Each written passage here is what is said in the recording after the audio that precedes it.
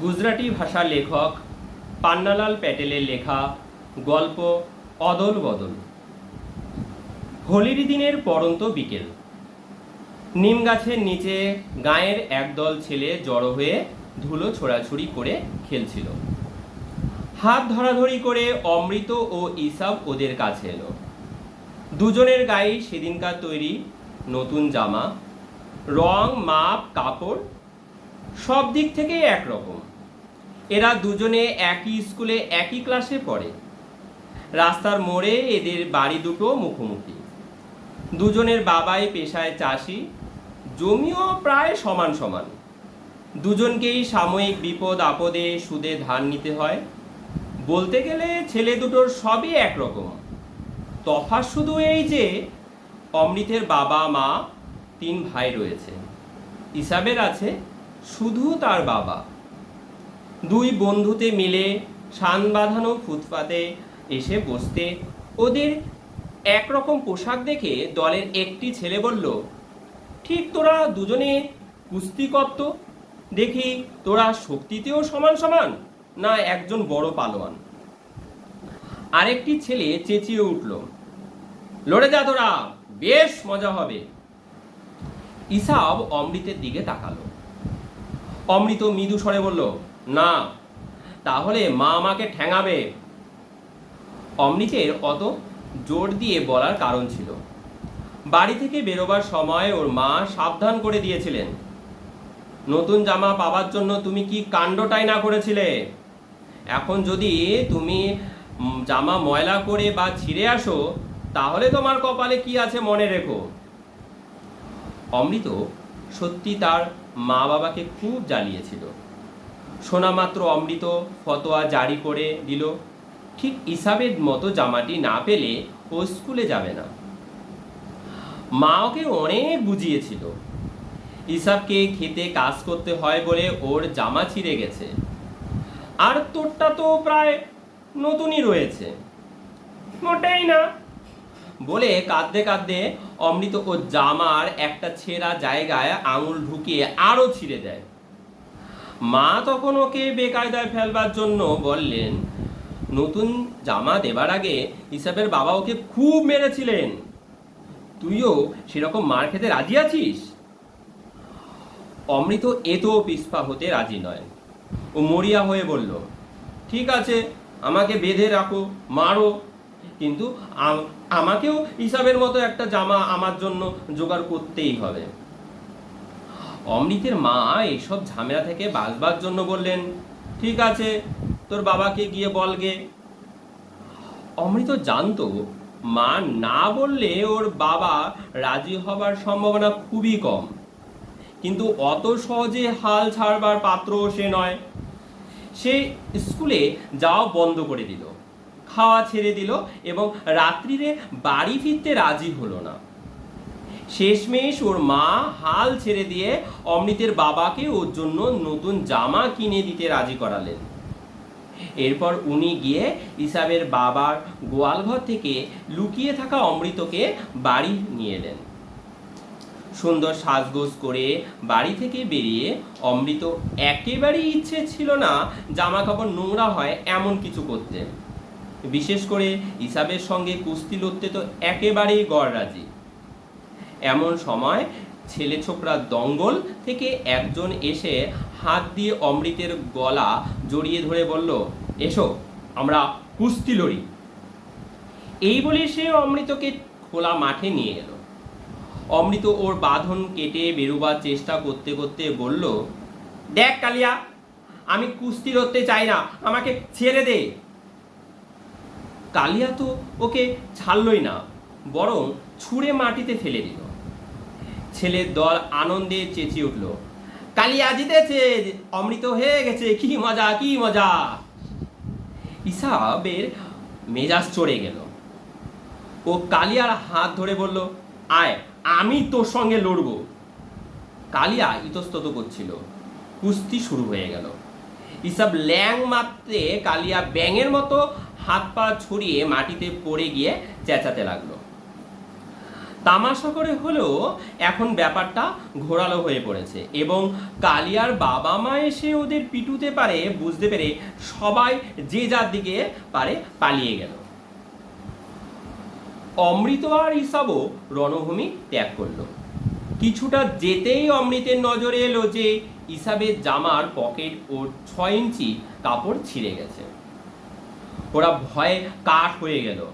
ওরা জামা কতটা ছিঁড়েছে পরীক্ষা করছে। এমন সময় শুনতে পেল ইসাবের বাবা ইসাবকে ডাকছেন। ওদের তখন বুকের ধুকপুকুনি বন্ধ হবার জোগাড়। ওরা জানে ইসাবের ছেঁড়া জামা শার্ট দেখা মাত্র ওর চামড়া তুলে নেবে। উনি সুদখোরের কাছ থেকে টাকা ধার করে অনেক বাছাবাছি করে কাপড় কিনে জামা সেলাই করে দিয়েছিলেন। ইসাবের বাবা আবার চেঁচিয়ে উঠলেন, কে কাঁদছে? ইসাব কোথায়? হঠাৎ অমৃতের মাথায় একটা বুদ্ধি খেলে গেল। ও ইসাবকে টানতে টানতে বলল, আমার সঙ্গে আয়। ওদের দুই বাড়ির মাঝখানে ঢুকে অমৃত জামার বোতাম খুলতে লাগলো। ও হুকুম দিল, তোর জামাটাও খুলে আমারটা পর। ইসাব বলল, তোর কি হবে? তুই কি পরবি? অমৃত বলল, শিগগির কর, নয়তো কেউ দেখে ফেলবে, আমি তোরটা পরব। ইসাব জামা খুলতে লাগলো। যদিও অমৃত কি করতে চাইছে বুঝতে পারছিল না, বলল, জামা অদল বদল। কিন্তু তাতে সুবিধাটা কি হবে? তোকে তো তোর বাবা পিটবে। অমৃত বলল, নিশ্চয়ই ঠ্যাঙাবে, কিন্তু আমাকে বাঁচানোর জন্য তো আমার মা আছে। ইসাবের মনে পড়ল, ও দেখেছে যে অমৃতের বাবা যখনই মারতে গেছেন অমৃত ওর মায়ের পেছনে লুকিয়েছে। মার হাতে অবশ্য ওকে 2-4 থাপ্পড় খেতে হয়েছে, কিন্তু বাবার ভারী হাতের মায়ের কাছে ও কিছুই নয়। ইসাব তবু ইতস্তত করছে। এমন সময় সে খুব কাছে কাউকে কাশতে শুনল। তখনই ওরা ছটফট জামা অদল বদল করে গলি থেকে বেরিয়ে ধীরে সুস্থে নিঃশব্দে যে যার বাড়ির দিকে চলল।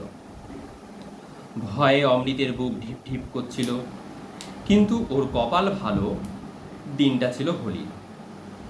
সে সময় সবাই জানে কিছুটা ধস্তাধস্তি টানা হেঁচড়া চলে।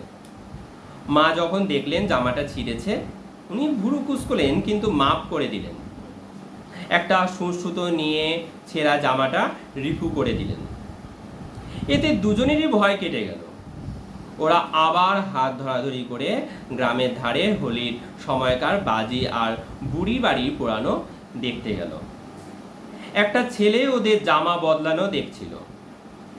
সে ওদের আনন্দ মাটি করাবার জন্য বলল, তোরা অদল বদল করছিস? সে তাদের জামা অদল বদল করা দেখে ফেলেছে এই আশঙ্কা করে তারা চলে যেতে চাইল। কিন্তু ইতিমধ্যে অন্য ছেলেরাও কি ঘটেছে জেনে চেঁচাতে লাগলো, অদল বদল, অদল বদল। অমৃত আর ইসরাব সরে পড়তে চাইল, কিন্তু ছেলের দল তাদের পেছনে পেছনে অদল বদল, অদল বদল বলে চেঁচাতে লাগলো। বাবারা তাদের ব্যাপারটা জেনে ফেলবে মনে করে তারা ভয়ে বাড়ির দিকে ছুটে পালাতে লাগলো। ইসাবের বাবা বাড়ির সামনে দাওয়ায় খাটিয়ায় বসে হুকো খাচ্ছিলেন।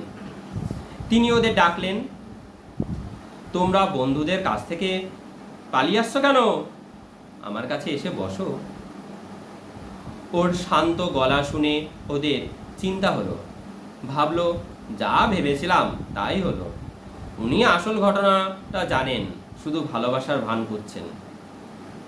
ইসাবের বাবা পাঠান। উনি 10 বছরের অমৃতকে জড়িয়ে ধরলেন, চেঁচিয়ে বললেন, বাহালি বৌদি, আজ থেকে আপনার ছেলে আমার। বাহালি বৌদি ঘর থেকে বেরিয়ে এসে হাসতে হাসতে বললেন, হাসান ভাই, আপনি এক ছেলেকেই দেখে উঠতে পারেন না, তা 2 ছেলেকে সামলাবেন কি করে? আবেগ ভরা গলায় হাসান বললেন, বাহালি বৌদি, অমৃতের মতো ছেলে পেলে আমি 21 জনকেও পালন করতে রাজি আছি। কেশে গলা পরিষ্কার করে পাঠান বাহালি বৌদিকে বললেন, ছেলে দুটো থেকে গলিতে ঢুকতে দেখে ভেবে নিলাম ওদের দেখতে হবে ওরা কি করে। পাড়াপড়শি মায়ের দল পাঠানের গল্প শোনার জন্য ঘিরে দাঁড়ালো।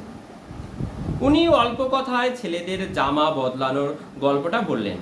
আরো বললেন, ইসাব অমৃতকে জিজ্ঞাসা করেছিল, তোর বাবা যদি তোকে মারে কি হবে? অমৃত কি জবাব দিয়েছিলেন জানেন? বলেছিল, কিন্তু আমার তো মা রয়েছে। সজল চোখে পাঠান বললেন, কি খাঁটি কথা। অমৃতের জবাব আমাকে বদলে দিয়েছে। ও আমাকে শিখিয়েছে খাঁটি জিনিস কাকে বলে। অমৃত ও ইসাবের পরস্পরের প্রতি ভালোবাসার গল্প শুনে তাদের বুক ভরে গেল। ইতিমধ্যে ছেলের দল বাজি আর বুড়ি বাড়ির পুরানো দেখে ফিরছিল। তারা ইসাব ও অমৃতকে ঘিরে বলতে লাগলো, অমৃত ইসাব অদল বদল ভাই, অদল বদল। এবার অবশ্য ইসাব ও অমৃত অপ্রস্তুত বোধ করলো না, বরঞ্চ অদল বদল বলাতে তাদের ভালোই লাগলো। অদল বদল গল্প গ্রামের বাড়ি বাড়ি ঘুরে গ্রাম প্রধানের কানে গেল। উনি ঘোষণা করলেন, আজ থেকে আমরা অমৃতকে অদল আর ইসাবকে বদল বলে ডাকব। ছেলেরা খুব খুশি হলো। ক্রমশ গ্রাম পেরিয়ে আকাশ বাতাস ও অমৃত ইসাব অদল বদল এই আওয়াজে মুখরিত হয়ে উঠল।